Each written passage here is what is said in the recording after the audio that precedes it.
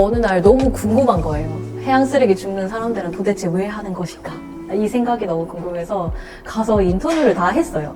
근데 생각보다 다양한 답변이 나왔는데 그들의 공통적인 생각이 하루를 조금 더 의미 있게 살고 싶어서라는 말을 하더라고요. 그래서 그 쓰레기를 줍는 사람들이 거창한 사람들이 아니라는 걸 얘기해 주고 싶었어요.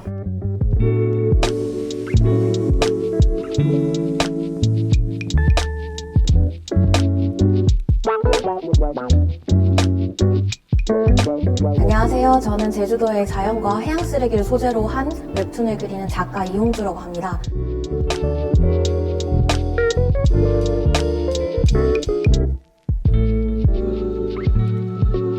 제가 3년 전에는 이주민이 아니라 여행객으로 왔었어요. 그때 우도에 왔었거든요. 우도에서 쓰레기를 보고 난 이후에 그 쓰레기들밖에 보이지 않는 거예요.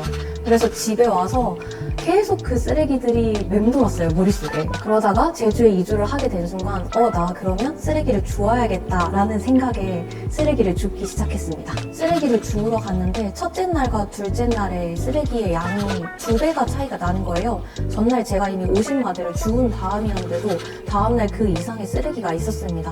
그래서 이거는 소수의 사람들이 줍는 것도 중요하지만 그보다 더 많은 사람들에게 알려야겠다는 생각이 들었어요.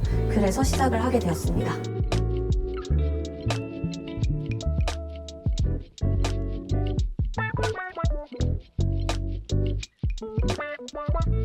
저는 소재를 얻기 위해서 플로깅도 하고요. 오름도 가고 바다도 갑니다. 그리고 사람들하고 이야기들 많이 나눠요. 사람들하고 나누는 이야기 속에서도 또 다른 그 사람들의 생각이 엿보이더라고요. 바다를 볼 때도 있고 숲을 볼 때도 있고요. 관찰하는 데서 찾아요. 꽃을 관찰하면 꽃 안에도 재미있는 이야기들이 정말 많이 숨어 있고요. 바다를 보면 쓰레기를 주우러 갔는데 꽃갈콘 모양처럼 되어있는 쓰레기들이 있어요. 그래서 이게 뭐지? 하고 한참을 들여다보니까 장어 통발이라는 걸 알게 되었어요. 그래서 제 구상이나 제가 소스를 얻는 원천은 제주도의 자연인 것 같습니다. 환경 이야기가 사실 무거워요. 어떤 이야기를 하든지 조금은 무겁고 진중하게 전달돼야 되는 것이라고 생각을 하거든요. 하지만 인스타그램을 보러 온 사람들은 쉬러 온 사람들이 대부분이기 때문에 무거운 내용으로 시작을 하게 되면 사람들이 웹툰을 보러 오질 않아요. 그리고 도리어 무거운 마음만 안고 가겠죠. 그래서 저는 가볍게 내용을 최대한 전달하려고 노력합니다.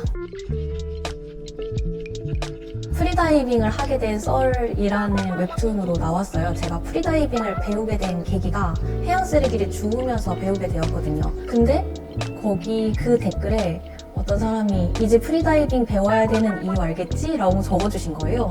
그래서 그 댓글이 가장 기억에 남아요. 에세이툰에 제가 느껴지는 감정들이 고스란히 담겨있는 경우가 많아요. 그 중에서 깅이에게라는 편이 있는데요. 깅이라고 해서 제주도에는 작은 개들을 깅이라고 하거든요. 그 개가 어느 날 유리병을 올렸는데 그 안에 깅이가 나오지 못하고 다 죽어 있는 거예요. 그것도 엄청 더운 여름이어가지고 빨갛게 익어가지고 죽어 있는 거예요. 그걸 보면서 얘네들은 얼마나 여기서 나오고 싶었을까? 이 생각을 했습니다. 그 마음을 고스란히 담은 게 깅이에게라는 편이에요. 저는 따뜻했으면 좋겠어요. 그냥 제 인스타툰을 보고 따뜻함을 많이 느껴봤으면 좋겠습니다. 저는 제주도가 조금 더 깨끗해졌으면 좋겠어요. 사실 제주도만의 문제가 아니거든요. 이 환경 문제가. 쓰레기 줍다 보면 중국 페트병, 대만 페트병, 일본 페트병, 제가 처음 본 언어의 페트병들도 진짜 많아요. 그래서 조금은 더 깨끗해졌으면 좋겠습니다. 사실 제가 하는 활동들이 어쩌면 굉장히 미미할 수도 있어요. 제가 해양 쓰레기를 주우면서 가장 큰 고민이 뭐였냐면 어제 주우면 다음날 또 있고 그 다음날 또 있다는 게 큰 고민이었어요. 그래서 그 고민을 익명의 편지를 적은 적이 있었거든요. 거기서 해줬던 답변이 작은 발자국 하나면은 하나로 끝나겠지만 너가 그 길을 갈 때 여러 발자국이 생길 수 있다면 그 길은 더 좋은 길이 될 거다라고 말했어요. 처음에 사실 홍주기를 시작할 때는 저 하나였지만 점점 더 웹툰으로 많은 사람들과 함께하고 있다고 생각을 합니다. 그렇게 해서 제주를 조금씩 지켜가는 거 아닐까요? 저는 제주의 자연물과 해양 쓰레기를